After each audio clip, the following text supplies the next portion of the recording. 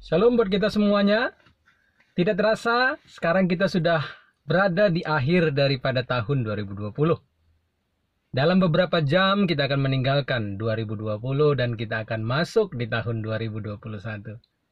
Kita bersyukur atas kebaikan Tuhan, atas kasih karunia Tuhan. Kita masih bernafas sampai hari ini. Ya, kita masih sehat meskipun berada di tengah-tengah situasi COVID. Ya, tetap saya anjurkan kepada kita, ayo tetap taat kepada protokol kesehatan. Ya, jangan kita bandel lah, ya. Jangan kita bandel. Kita berhadapan dengan musuh yang tidak bisa kita lihat, tidak bisa dilihat dengan mata. Bisa di mana saja, bisa kapan saja.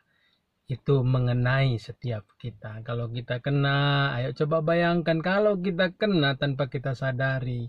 Lalu kita pulang ke keluarga kita salam keluarga kita peluk keluarga kita. Apalagi orang tua kita mungkin ada penyakit bawaannya. Waduh, bukankah kita sendiri menjadi penyebab kematian, kesengsaraan dalam keluarga kita?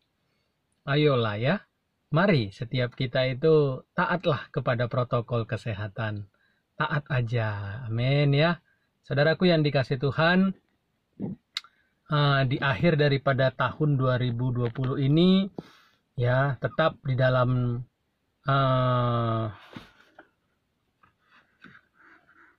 momen Natal, karena bulan 12 kan kita pandang sebagai bulan Natal. Bahkan kalau kita lihat dari tahun-tahun sebelumnya juga sudah bulan 1 pun masih ada yang merayakan Natal, kan begitu. Ya kan? Ya, itu menunjukkan bahwa Natal itu adalah satu momen yang sungguh menyukakan, ya kan? Sehingga lewat pun bulannya, ya tetap aja Natal itu berlangsung. Saudara yang dikasihi Tuhan, hari ini saya mau menyampaikan firman Tuhan juga yang berhubungan dengan kondisi di momen Natal. Ya, sehingga biarlah di dalam momen Natal ini melalui apa yang saya sharingkan buat kita semuanya, ya kita juga bisa hidup seperti apa yang Allah kehendaki, ya. Ya, kita bisa juga meninggalkan apa yang Tuhan tidak suka di tahun 2020 dan besok kita akan mulai hidup di dalam kehendak Allah. Saudara yang dikasih Tuhan, saya mengambil satu nats ya yang terambil di dalam Matius 1 ayat yang ke-23. Matius 1 ayat 23. Sesungguhnya anak darah itu akan mengandung dan melahirkan seorang anak laki-laki dan mereka akan menamakan dia Immanuel, yang berarti Allah menyertai kita. Hari ini saya mengambil satu tema menjadi penolong. Ya, saya pernah mengambil satu ayat ini juga di dalam konteks teologianya, di mana saya memaparkan ya apa sebenarnya tujuan daripada Kristus itu lahir di bumi. Ya, itu melihat sejarah, sehingga ketika kita memperingati hari Natal, kita tahu sebenarnya untuk apa aku memperingati hari Natal ini.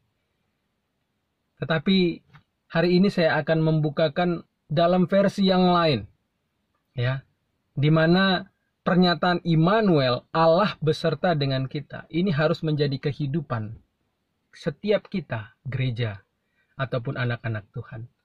Di mana kehidupan kita ya harus menjadi penolong bagi kehidupan orang lain. Itu menunjukkan bahwa gereja itu menyertai dunia. Gereja ada bersama-sama dunia. Gereja tampil untuk menyelamatkan dunia. Nah, seperti itu. Biarlah setiap kita ya di tahun 2021 nanti itu punya satu tekad, yakni menjadi penolong buat orang lain. Kalau setiap kita di tahun 2020 itu punya gaya hidup menjadi penodong orang lain, biarlah di tahun 2021 kita memiliki gaya hidup yang berbeda, yaitu aku mau menjadi penolong buat orang lain. Sehingga kita hanya menjadi pemberi bukan penerima. Ya, kita menjadi berkat, bukan diberkati. Saudara yang dikasihi Tuhan, hari ini saya akan bagi menjadi tiga hal ya yang perlu kita lihat. Yang pertama, kita akan melihat di dalam konteks ayat ini, di mana Allah itu menggunakan satu pribadi yang bernama Yusuf. Di mana Yusuf ini dipakai oleh Allah untuk menjadi penolong baik bagi Maria, baik juga bagi Yesus yang masih statusnya adalah anak berusia 2 tahun. Lalu yang kedua, kita akan melihat apa saja bentuk pertolongan yang bisa kita berikan selama kita hidup di bumi ini. Lalu yang ketiga, nanti kita akan melihat bagaimana supaya kita bisa menjadi seorang penolong.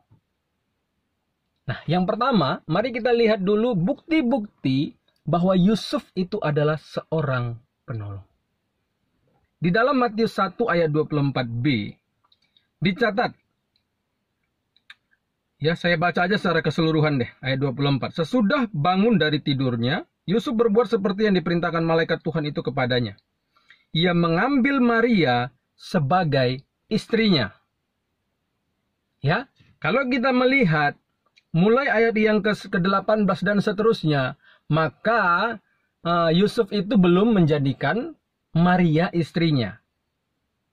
Tapi mereka masih bertunangan. Ya, meskipun bertunangan itu sudah dianggap sebagai satu ikatan bahwa dialah suamimu nanti, dialah istrimu nanti. Itu konsepnya. Tetapi mereka belum sah menjadi suami dan istri, masih diikat dengan pertunangan. Nah, dan kita tahu ceritanya, mereka masih bertunangan, lalu Yusuf melihat, loh, ini kok sudah hamil dia. Kan seperti itu.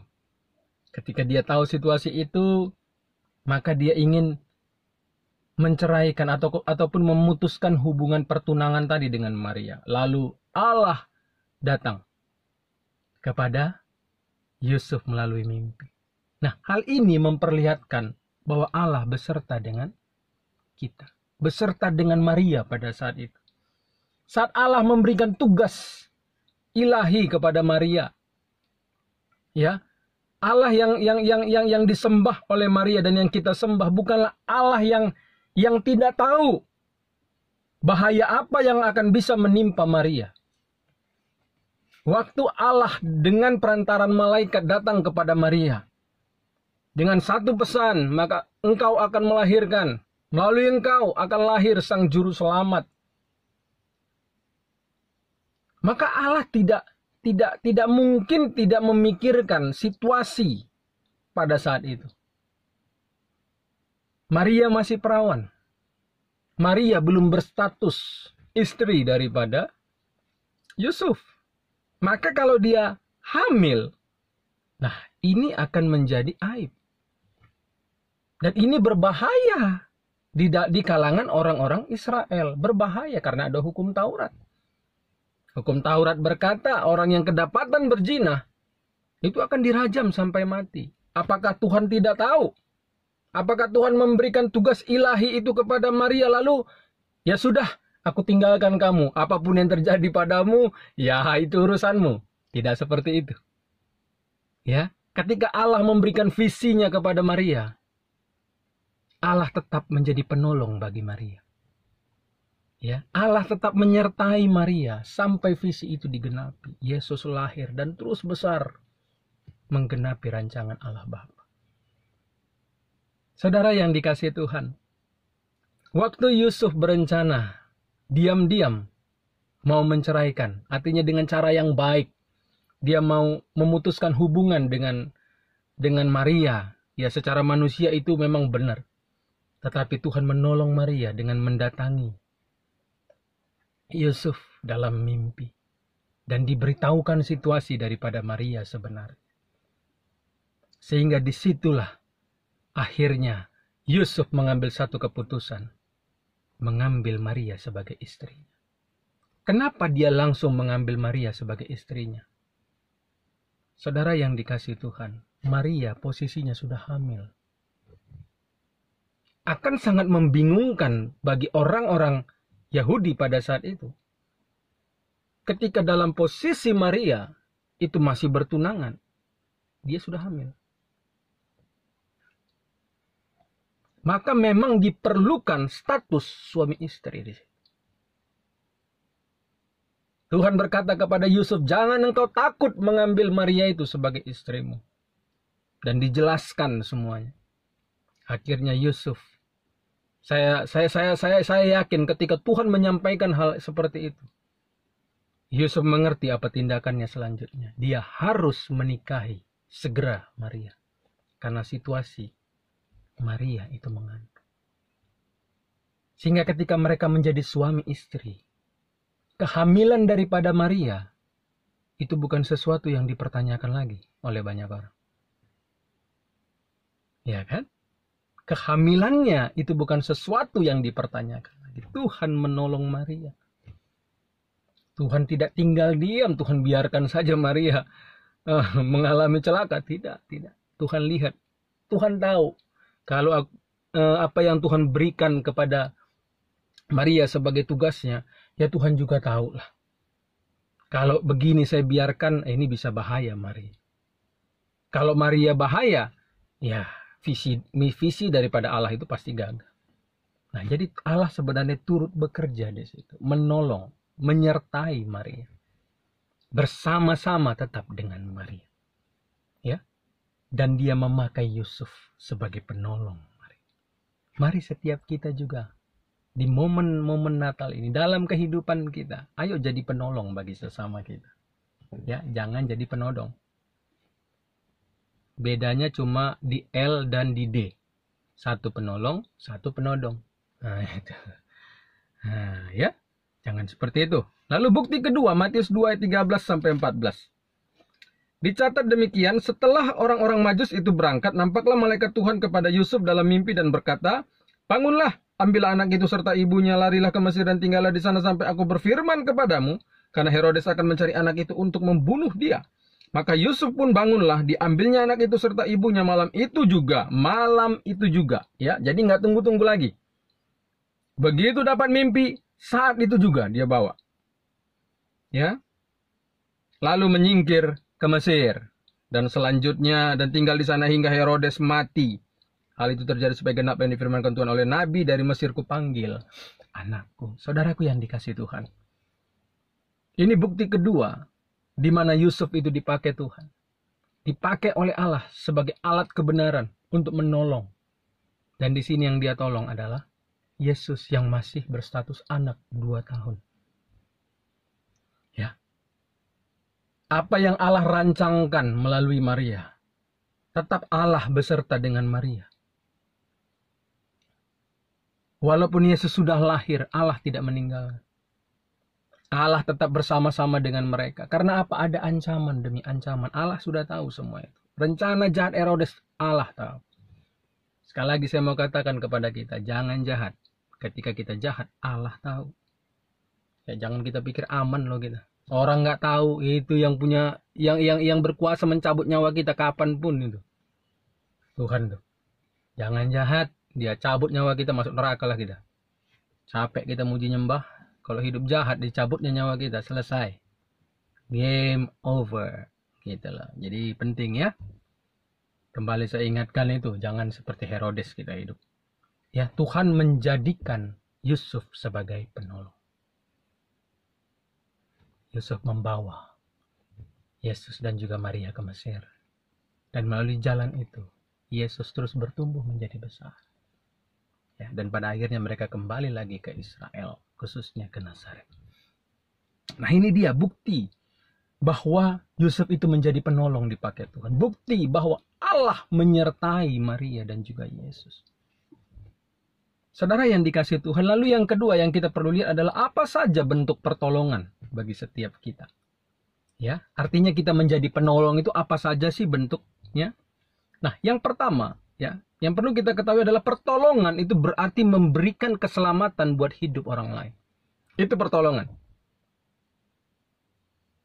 Artinya kehidupan kita itu memberikan nilai keselamatan, kehidupan buat orang lain.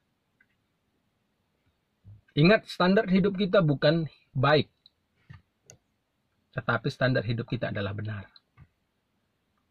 Ya. Untuk kita menolong orang, caranya harus benar. Dengan kebenaran baru kita bisa menolong ataupun menyelamatkan hidup orang lain. Yang pertama, ya, ini khusus bagi setiap kita para pendeta. Ya, karena saya juga pendeta. Mari kita berkhotbah dalam kebenaran. Jangan takut menyampaikan kebenaran yang sebenarnya. Meskipun sulit untuk diterima oleh jemaat. Nah, ya. Kenapa? Karena ketika kita berkhotbah, kita memutarbalikkan kebenaran, kita menyimpan kebenaran. Yang pertama, kita sudah berdosa di hadapan Tuhan. Dan kita akan mempertanggungjawabkan hal itu. Lalu yang kedua, kita membuat jalan hidup orang sesat. Ya, saya mengerti, saudara. Beberapa kali saya berkhotbah, saya menyampaikan fakta daripada kebenaran itu. Saya melihat wajah-wajah jemaat yang nggak sor gitu. Ya, saya tahu itu menyerang kedagingannya. Saya ngerti itu.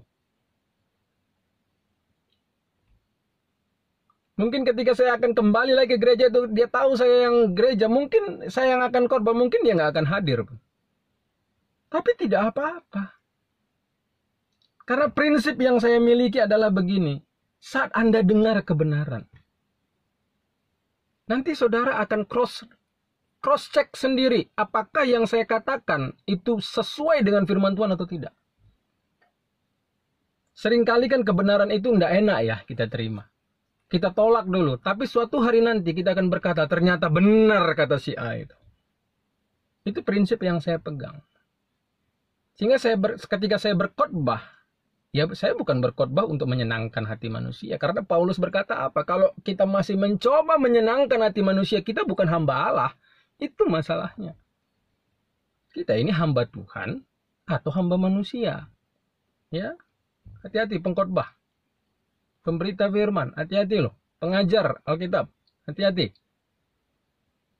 Ingat, status kita ini hamba Allah. Artinya kalau hamba Allah, kita menyenangkan Allah, bukan menyenangkan manusia. Kalau kita menyenangkan manusia, ya berarti kita hamba manusia, bukan hamba Allah.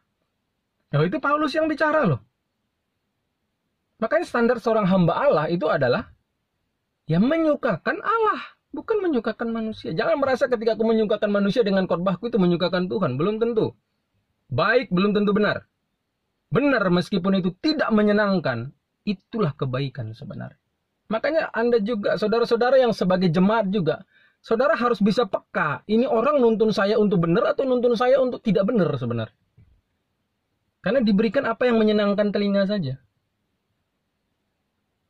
Saudaraku yang dikasih Tuhan, bagaimana kita mau menyelamatkan hidup orang? Bagaimana kita bisa menjadi penolong bagi hidup orang lain? Katakan yang sebenarnya. Kan ada lagu sekuler juga katakan, katakan sejujurnya. Kan begitu. Lagu aja bilang begitu. Masa kita tidak mau jujur? Ya. Ayo berbicaralah, berkata-katalah dalam kebenaran. Walau itu tidak bisa diterima orang. Waduh, kasar banget. Aduh, sorry ya, kebenaran itu bukan kasar. Kalau misalkan saya katakan kepada perokok, berhenti kamu merokok. Kalau kamu merokok, kamu akan mati kena serangan jantung. Waduh, ini kok kejam kali pendeta. Loh, bukan kejam saya, bos. Itu fakta yang akan kamu terima kok.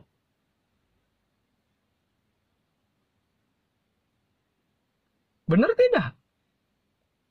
Kamu akan kena serangan jantung. Saya berkata begitu untuk mencegah kamu nggak kena serangan jantung, nggak muda, masih muda mati, gitu. Jadi ketika kebenaran itu diberitakan, disampaikan kepada kita, jangan sakit hati. Jangan menganggap, ih nggak punya kasih nih kawan. Aduh, saudara harus mengerti loh, kasih yang sebenarnya itu bagaimana loh.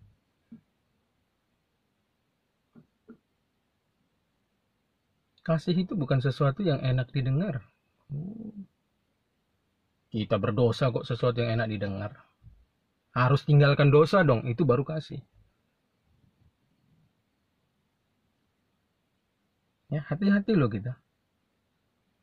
Ya. Baik saudara yang sebagai jemaat mendengarkan firman Tuhan dengan kita sebagai pengkhotbah, hati-hati. Hanya saat kita menyampaikan kebenaran, itulah sebenarnya keselamatan bagi orang lain. Disitulah sebenarnya kita menolong kehidupan orang lain. Lalu yang kedua, ya, saat orang butuh jawaban, artinya orang lagi pusing nih, orang curhat sama kita. Ini bentuk pertolongan kedua. Situasinya dia ceritakan kepada kita. Biarlah kita menjadi jawaban untuk diri dia, untuk kehidupannya. Sehingga yang tadinya dia galau menjadi tidak galau lagi. Dia menganggap hidupnya tidak berarti, akhirnya menjadi ngerti dia, oh ternyata semuanya ini mendatangkan kebaikan. Nah, begitu. Jadi jawaban untuk problem orang lain. Waduh, saya sering begitu. Kadang-kadang ya nggak tahu waktu-waktunya gitu. Lihat jam, nanya, udah dijawabin aja semua. Sampai orangnya merasa lega. Nah, kita pun harus seperti itu. Ya, saya tidak sedang membanggakan diri saya dengan khotbah ini, tidak. Tetapi yang namanya khotbah menurut saya itu harus ada bukti-bukti hidup. Dan menurut saya apa yang saya kerjakan aja yang harus saya ceritakan. Ya. Ayo jadi jawaban untuk pergumulan orang lain. Kalau orang bisa datang kepada kita menyatakan pergumulannya, waduh, itu merupakan satu tanda di mana Allah mau pakai kita untuk menyelamatkan dia. Ayo korban waktu juga untuk orang. Ya, lalu yang ketiga, tolonglah orang-orang yang kurang mampu. Ya, ayo kita tolong, siapa yang kurang mampu tolonglah. Saya udah nggak tahu lah berapa banyak saya sudah menolong orang. Tahun 2020 ini saja, waduh, saya udah nggak ngerti. Kadang gaji saya habis hanya untuk tolong orang.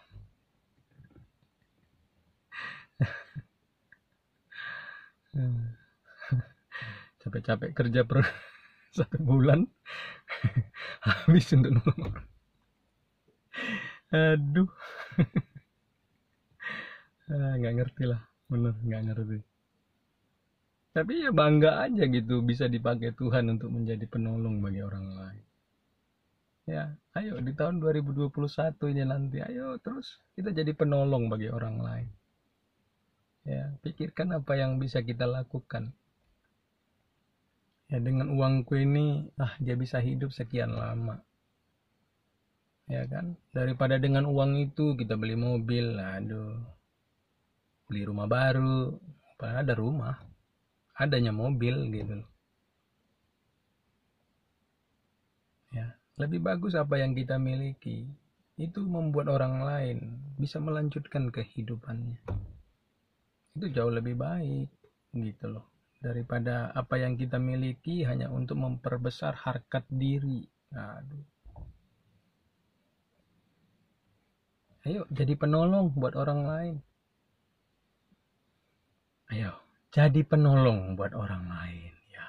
Kalaupun misalkan kita ada melihat orang-orang yang menampilkan sesuatu di FB ya, dia nolong orang gitu. Sebenarnya itu memotivasi kita supaya kita pun jadi penolong. Ya. Jangan dengan melihat itu lalu mulai datang, Pak, tolonglah, tolong. Nah, ayo, ya, saudara kadang-kadang nggak tahu gitu loh. Situasi orang yang nolong itu bukan sebenarnya banyak uangnya, enggak. Tetapi apa yang dia berikan itu korban. Artinya dia butuh sebenarnya, tapi dia berikan aja. Demi kehidupan orang lain. Bukan karena banyak ininya. Ya. Apa yang kita lihat itu harusnya menjadi motivasi jadi pemberi. Bukan motivasi untuk diberi. Nah, ini jadi sulit seperti itu gitu. Ya. Ayo, tolonglah orang-orang yang kurang mampu. Tolonglah. Yusuf aja menolong, jadi penolong. Ayo kita jadi penolong buat orang lain. Nah, yang terakhir, bagaimana supaya kita bisa menjadi penolong? Yang pertama, mari kita lihat Matius 1 ayat 20. Matius 1 ayat 20.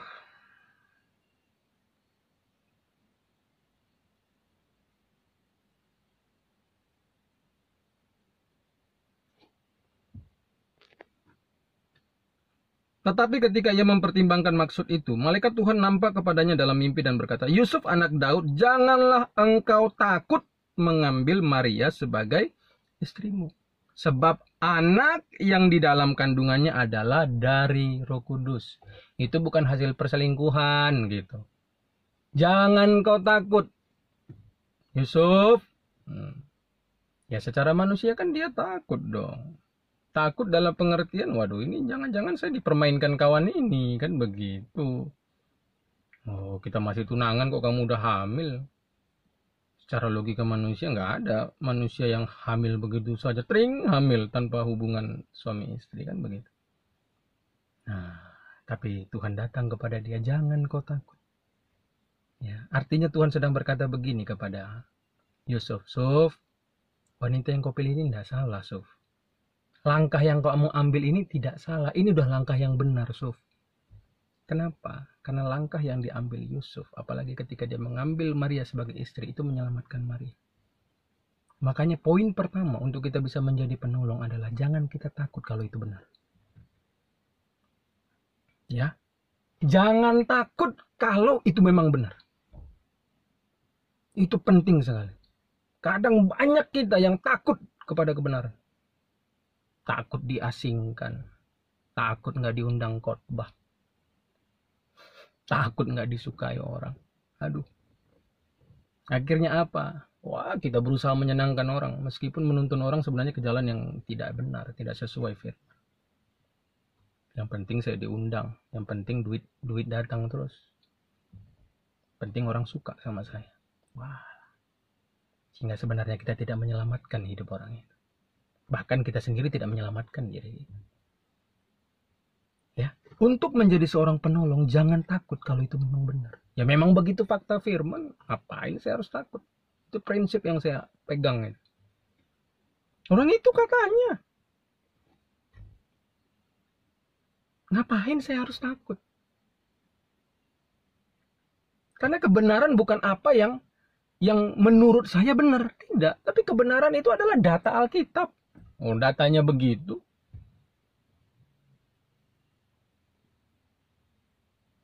Ngapain harus takut?